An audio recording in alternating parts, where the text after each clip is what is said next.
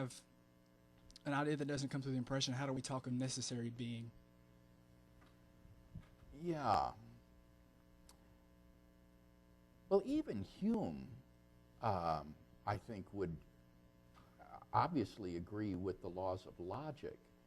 So that laws of logic and mathematics, he would think of these as analytic truths that are not informative.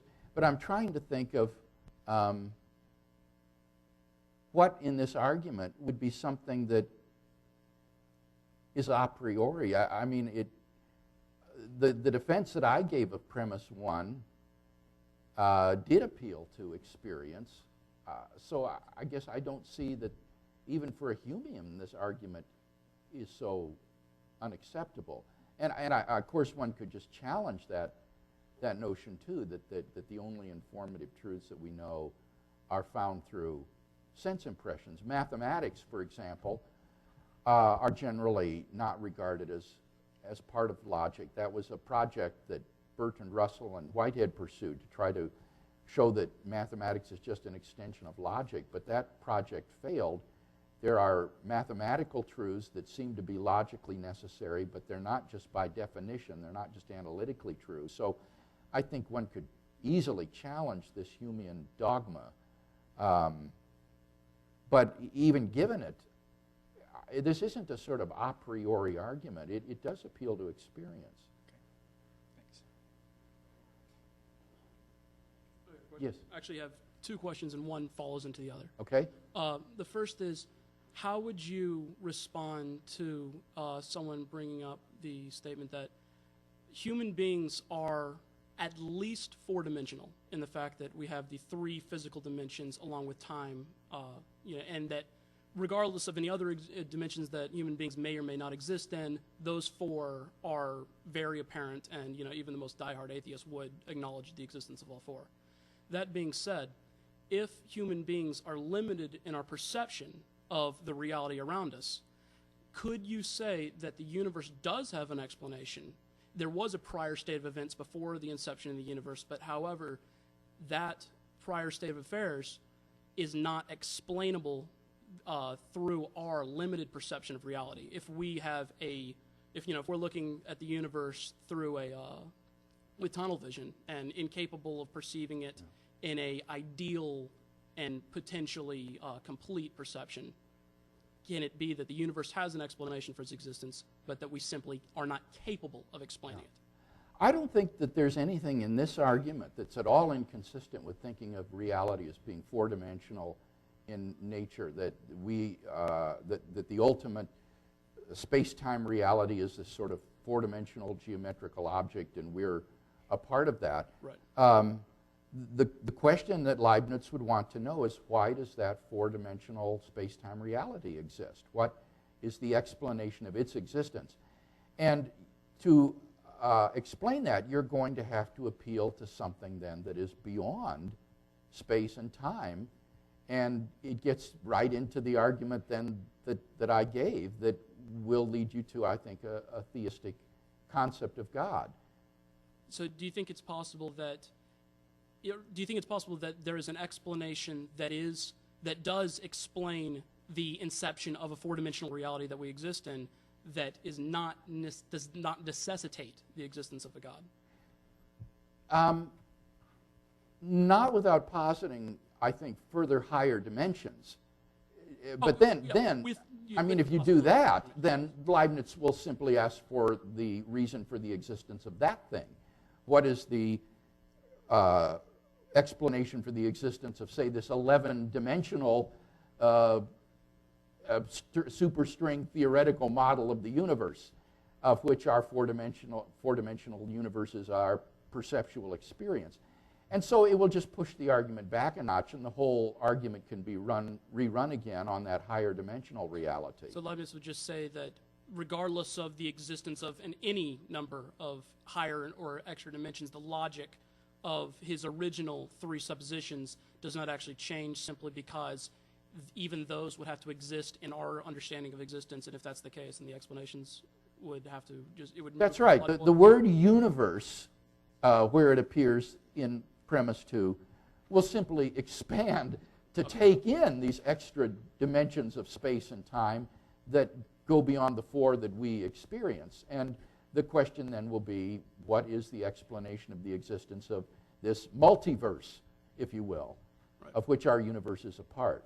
So this argument, as Leibniz gave it, isn't wedded to a particular cosmology at all. Okay. That was basically my question.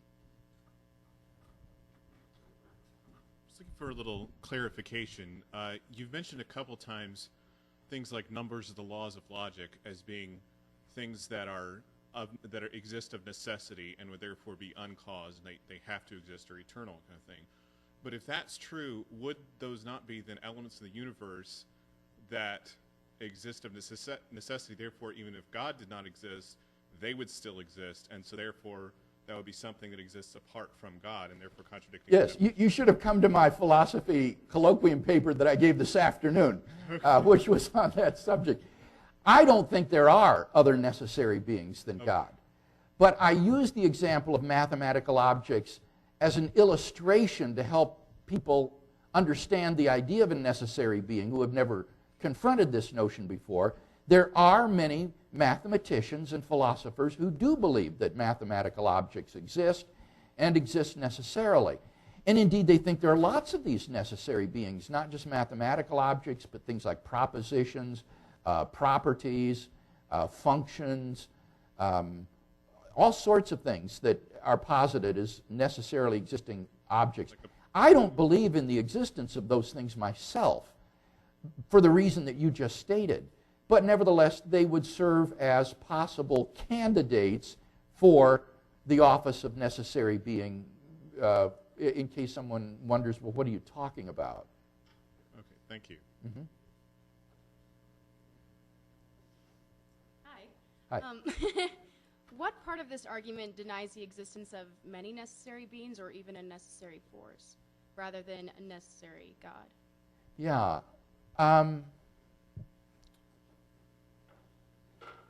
I don't think there's anything in this argument that denies that there could be a plurality of necessary beings. So my reason for responding to the last question was a theological reason, that for theological reasons I don't think that there's a plurality of necessary beings. But there's nothing in this argument, it seems to me, that says that there could not be a plurality of necessary beings. So God could be just a necessary force, or even there could be multiple necessary beings rather than just one? Right. For example, suppose you do believe that numbers exist necessarily, then the argument would give you God and all of these numbers as part of what you believe exists. There would be God plus all these numbers. Or maybe you believe there are propositions in addition to God that exist as necessary beings. But you still have to get an explanation of the universe's existence. And as I said, an abstract object won't be able to give you that because abstract objects like numbers and propositions don't have causal effects. Okay, thanks. So if you were to say to me, well, then on what basis would you justify believing, if on this argument alone, in believing that there's only one God, I think I would just say Occam's razor, which says, don't postulate causes beyond necessity. We're only warranted in positing such causes as are necessary to explain the effect. And multiplying causes beyond necessity would be a violation of Occam's razor. So for that reason, we would be warranted in accepting the existence of God as the best explanation of the universe, but we would be unwarranted if we were to go on and infer that there's a plurality of such beings. Okay, thank you. Uh-huh. A question I've struggled with is what God's motive would have been in the first place for creating the universe anyway. And do any of these explain that kind of? Or? No, this argument just gets you to the existence of God as the sufficient reason for the existence of the universe, but it doesn't say anything about his motivation. I would respond to that again from the standpoint of theology.